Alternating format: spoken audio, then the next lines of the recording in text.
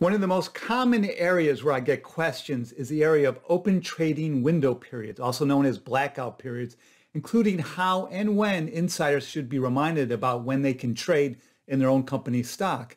Today on Zippy Point.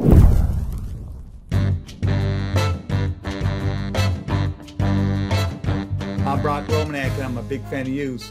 So an open trading window is that period of time commencing not too much after a quarterly earnings release goes out, a day or two, during which insiders who have been subject to a ban on trading in the company's stock, a blackout, merely based on their status in the company being presumed to know material non-public information because of their position, are now permitted to trade during this open trading window period. In my last job, I ran over a dozen surveys over 17 years about the various parameters, the various features that companies have with their open trading window periods. Practices differ, but people always wanted to know what the consensus was, what typically people did, and that's why I ran the surveys. The questions I was surveyed had a wide range, from whether an insider could gift stock during a blackout period to whether a company's size, the amount of analyst coverage, their trading volume mattered as to how fast you could end the blackout period after an earnings release went out. One question I surveyed was whether the in-house lawyer responsible for managing the blackout periods communicates with insiders about each and every window period, and about 70% of the respondents to that survey indicated that they do that they do send out communications to insiders about the blackout periods, typically by email, I imagine. I think this compliance reminder practice is a good idea.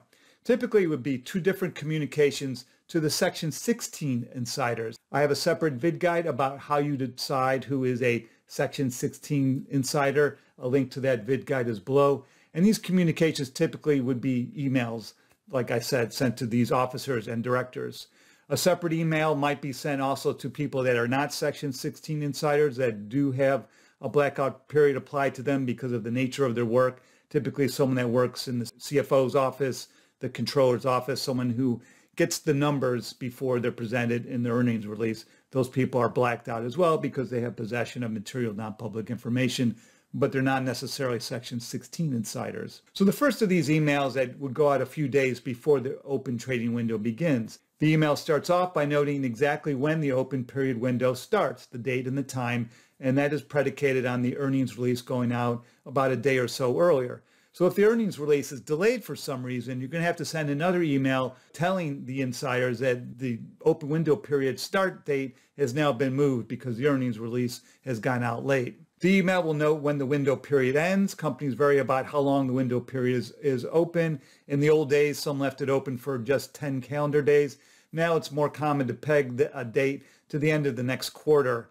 2 to 3 weeks before the quarter's end is fairly common. Some companies end their window period closer to the end of the quarter, maybe even at the exact end of the quarter. Some close the window sooner than the 2 to 3 weeks before the quarter's end, maybe a month or so.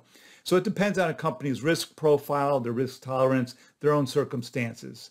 This initial reminder email typically often goes on then to remind the insider that they still need to pre-clear their trades in advance with the in-house lawyer responsible for pre-clearing trades, reminding the insider that there's still a Form 4 obligation, so the details of the trade will need to be shared with that person who fills out the Form 4 on behalf of the insider so that the Form 4 can be filed timely within 2 business days.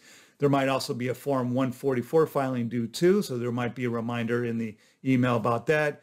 And perhaps some mention about Section 16B, the short swing transactions, reminding insiders that they don't want to have a short swing transaction, that there might be a prohibition in the company from pledging or other speculative trading patterns, maybe some particulars about Rule 10b5-1 plans. Those kind of details tend to be more optional and vary within a compliance email, but typically there is always a reminder about pre-clearance of trades and Form 4 filings. Then there's another email reminder that goes out a few days before the end of the open trading window period, indicating precisely when the window closes.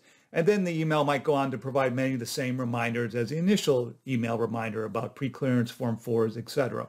As for the formatting in the email, it's true that this is a CYA email for you as the in-house compliance lawyer, but you also want to communicate the email to be effective so you don't have errant trades. So concise is better than perhaps loading in the kitchen sink into the email talking about all the rules and regs so you can claim that you told the insider everything because it was here in a 5-page email. You want to put the important stuff up at the top of the email, underlining and bolding the open and closing dates of the trading window, then numbering and using captions for the other sections of the email. Personally, I would keep the email well under a single page, under 500 words, and I would not include the main content of your email as an attachment to the email. That reduces the likelihood that an insider will see your reminders because not many are going to bother to click open an attachment of an email that they see 4 times per year. It's better to include your reminders in the body of the email with the hope that something will catch an insider's eye that applies this time around, even if it hasn't before. Anyways, let me know what you think.